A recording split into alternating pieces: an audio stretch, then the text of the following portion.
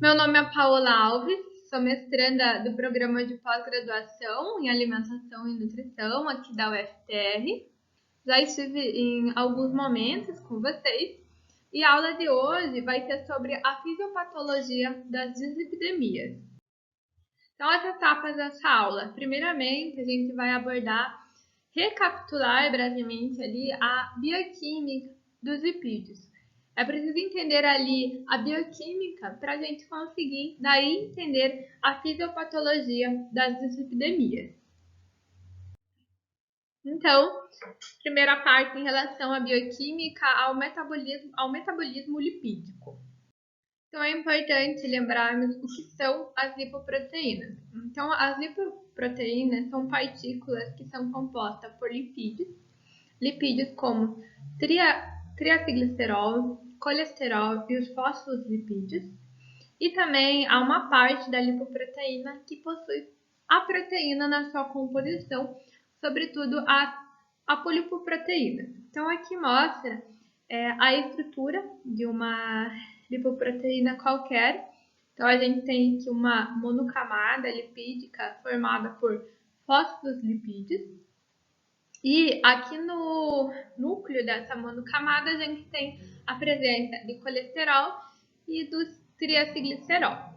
E aqui a parte das apoproteínas que estão imersas nessa camada lipídica. A função das lipoproteínas, no geral, é realizar a solubilização e o transporte dos lipídios na corrente sanguínea no organismo.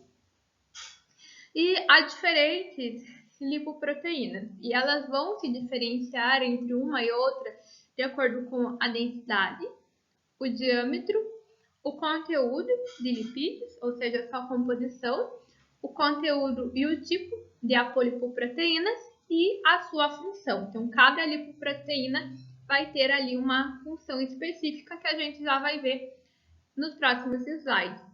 Então, aqui eu trouxe as principais lipoproteínas. Então, temos os quilomicrons. Os quilomicrons são lipoproteínas ricas em triacilglicerol, cerca de 65% possui triacilglicerol. O VLDL é uma proteína que carrega 50% de triacilglicerol e em torno de 20% ali de colesterol. A lipoproteína DL, que carrega triacilglicerol e colesterol. A lipoproteína LDL, que ela é rica em colesterol, apresentando um menor conteúdo de triacilglicerol. E o HDL, que é uma lipoproteína que possui sua maior quantidade, assim, 50% apenas proteína.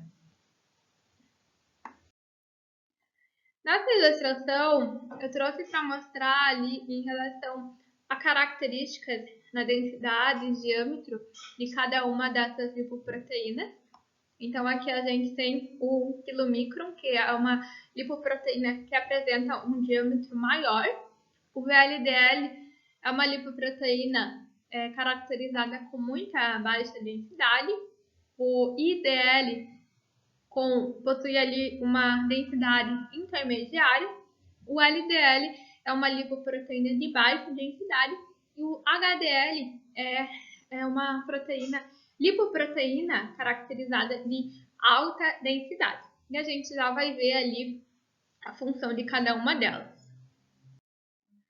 Então, para a gente entender qual é a função e o papel de cada lipoproteína, eu trouxe esse esquema para a gente entender mais fácil ali como ocorre o processo. Então, assim, a gente tem três principais órgãos que participam desse processo: o intestino, o tecido muscular, o tecido adiposo e o fígado.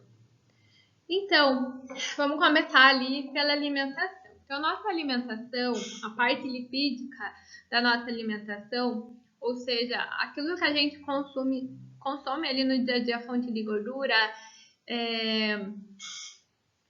ovos, bacon, carnes em geral, óleos, por exemplo, A maior parte desse tipo de gordura da nossa alimentação é composto pelos triacilglicerol. Os triacilglicerol, eles não são armazenados no intestino. Eles passam por um processo lá no intestino, mas não são armazenados em si. O intestino não armazena. E para isso, para transportar todo esse triacilglicerol que está lá no intestino, o intestino ele vai liberar a lipoproteína chamada quilomicro. O quilomicro tem essa função de tirar todo esse triacilglicerol que estava no intestino e levar ele para os tecidos que armazenam esse triacilglicerol, que é o tecido muscular e o tecido adiposo. Então, depois que esse quilomicro faz toda essa entrega desse conteúdo, ele vai ser liberado ali na corrente sanguínea. Então, esse quilomicron vai ser liberado e ele vai ser retirado da corrente sanguínea pelo fígado. Esse quilomicron vai entrar ali automaticamente no fígado, a não ser que haja alguma alteração genética, mas ele costuma entrar diretamente. E tem esse quilomicron remanescente, ou seja, que ele ainda possui ali um conteúdo de triacilglicerol ali na sua composição. E então esse triacilglicerol ele é levado lá para o fígado. O fígado ele é um órgão que ele não armazena triacilglicerol, mas ele produz triacilglicerol. E essa produção ocorre devido com a presença de carboidratos da dieta. Então, quando o indivíduo consome um excesso de carboidratos, isso vai aumentar a produção de triacilglicerol hepático. Então, vai ter a presença do triacilglicerol que estava no quilomicro e o triacilglicerol sintetizado pelo próprio fígado. Então, como ele não armazena o triacilglicerol, esse triacilglicerol não pode ficar no fígado. E para isso, o fígado é ele que vai liberar a lipoproteína chamada VLDL. E o VLDL vai ter como função levar todo esse triacilglicerol que está lá no fígado e não pode ficar, e ele vai levar isso e entregar lá para os tecidos que armazenam esse triacilglicerol, que é o tecido muscular e o tecido adiposo. Além ali, relembrando, do VLDL possuir o triacilglicerol e levar ele, entregar para esses tecidos, ele também vai possuir ali na sua composição colesterol. Por quê? Porque o fígado é o órgão que mais produz colesterol. Então, o VLDL também carrega esse colesterol, só que ele não vai distribuir nesses tecidos. Bom, então depois que o VLDL entrega ali o triacilglicerol para esses tecidos, ele vai ser ali encaminhado ali para a corrente sanguínea. E aí pode ocorrer dois caminhos. Ou esse VLDL ele vai voltar novamente para o fígado, contendo ali também ali triacilglicerol, colesterol. Ele vai ter também ali um pouco na sua composição, volta para o fígado e esse processo aqui volta a ocorrer novamente. Ou o outro caminho é o quê? O VLDL continua ali entregando cada vez mais o triacilglicerol que está nele para os tecidos que armazenam. Aqui lembra que eu falei que o triacilglicerol possui, o VLDL possui o triacilglicerol e também o colesterol? Então, mas ele vai entregar ali para os tecidos apenas triacilglicerol. E como o VLDL possui assim, maior quantidade de triacilglicerol comparado com o colesterol, só que na medida que ele vai entregando cada vez mais aqui triacilglicerol para esses tecidos, vai acumulando, aumentando cada vez mais o colesterol. E esse VLDL vai ficar cheio ali de colesterol. E o que isso acontece? Quando há esse aumento grande do colesterol, o VLDL é convertido na corrente sanguínea para lipoproteína chamada LDL. E essa lipoproteína ela vai ter como função retirar ali todo esse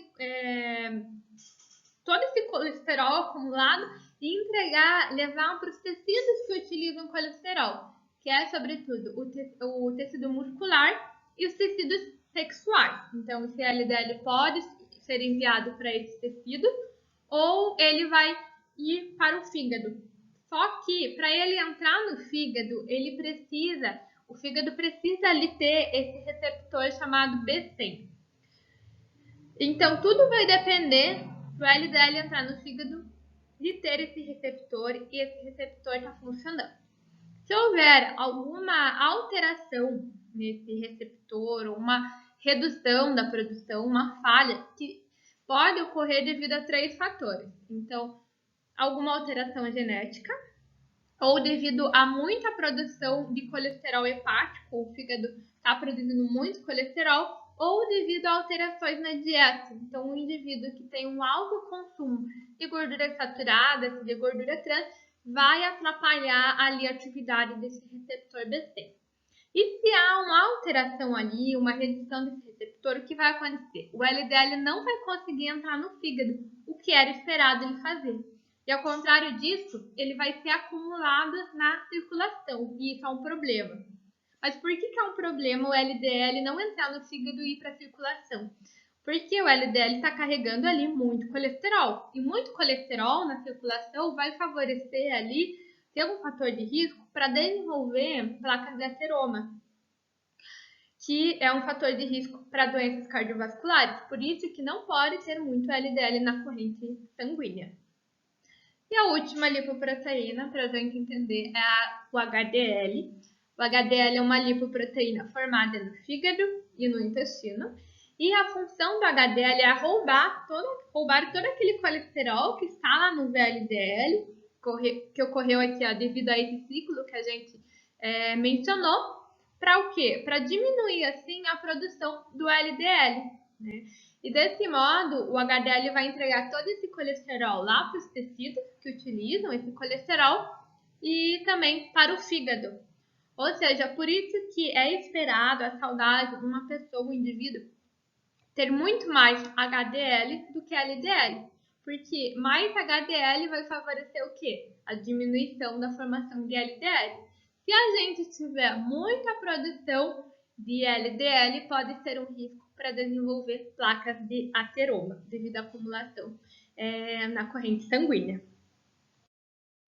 Então, aqui nessa imagem, trouxe para mostrar realmente o grande trabalho do HDL em tirar tudo aquele colesterol ali que está acumulado, está uma bagunça ali, muito colesterol, tendo um fator de risco, né, para doenças cardiovasculares, retirar para assim diminuir a produção do LDL. Então, para mostrar ali o grande papel do HDL. É claro que é um equilíbrio, o nosso corpo também vai precisar do LDL, mas em uma certa quantidade. Em excesso, o LDL vai trazer ali prejuízos, complicações cardiovasculares. Agora, entendendo todo esse mecanismo, todo o metabolismo dessas lipoproteínas, fica muito mais fácil entendermos sobre a fisiopatologia da dislipidemia. Então, as dislipidemias são alterações metabólicas que ocorrem no metabolismo dos lipídios, que a gente viu ali no esquema anterior. E essas alterações vão interferir ali nos níveis séricos das lipoproteínas, do HDL, VLDL, LDL, ali por exemplo. E o perfil lipídico é o exame bioquímico necessário para identificar e diagnosticar ali a dislipidemia. E a dislipidemia ela deve ser tratada porque ela é um fator de risco para a aterosclerose, como também mencionei anteriormente, e pode levar ali ao desenvolvimento de uma doença cardiovascular.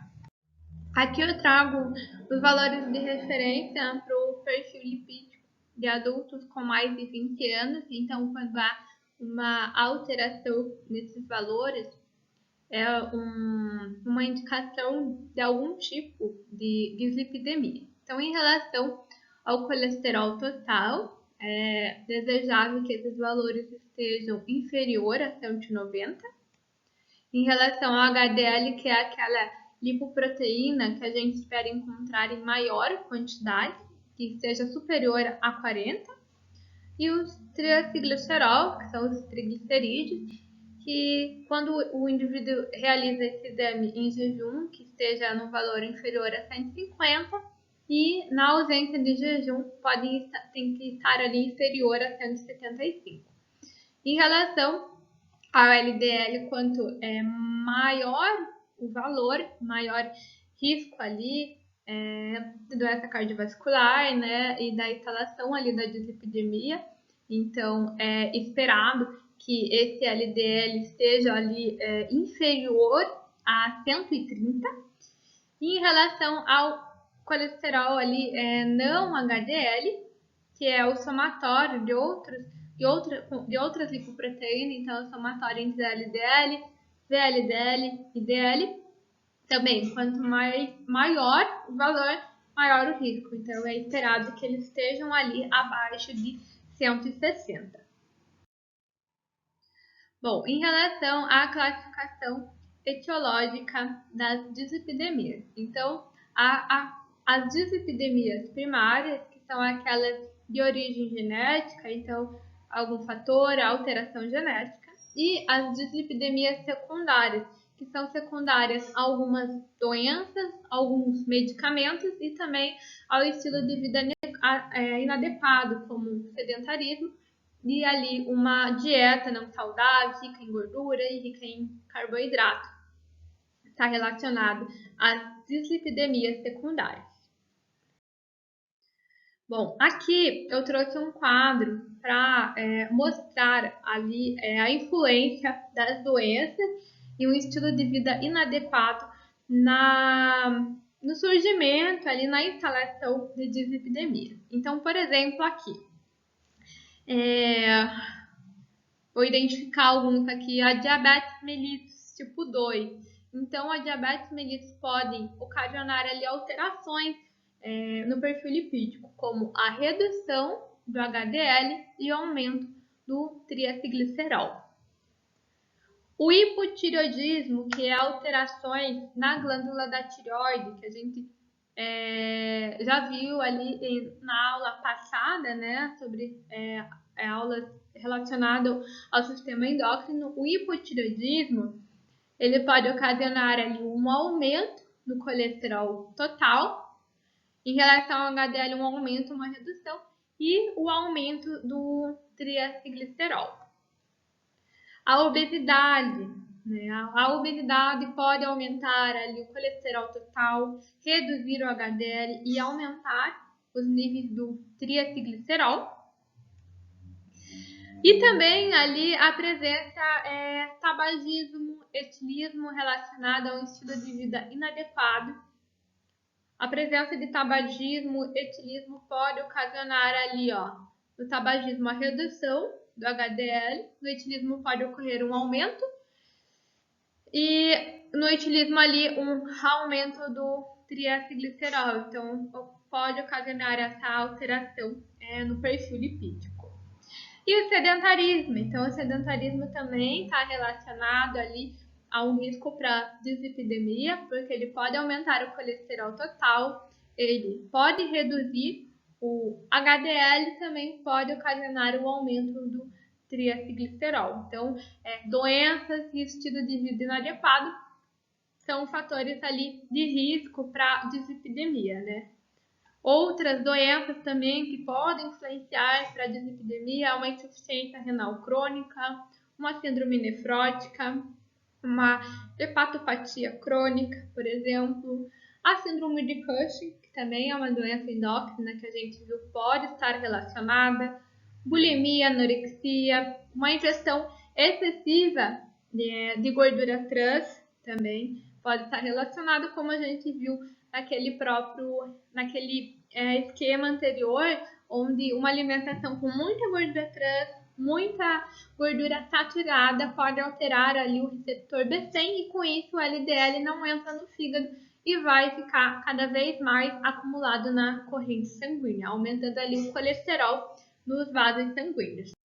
E esse quadro aqui mostra as dislipidemias secundárias devido ao uso de alguns medicamentos. Então, tem medicamentos que podem interferir no perfil lipídico. Então, destacando alguns aqui, anticoncepcionais. São medicamentos que eles podem aumentar os níveis de colesterol total e aumentar também os níveis do triacilglicerol. Uso de corticoides também podem ocasionar esse aumento do colesterol total e triacilglicerol. Anabolizantes podem ocasionar o aumento do colesterol total com uma redução do HDL. Medicamentos ali da família dos estrógenos, eles podem ali aumentar também o triglicerol e podem diminuir ali o HDL. Então, são fatores de risco de alguns medicamentos que podem ali ocasionar uma dislipidemia.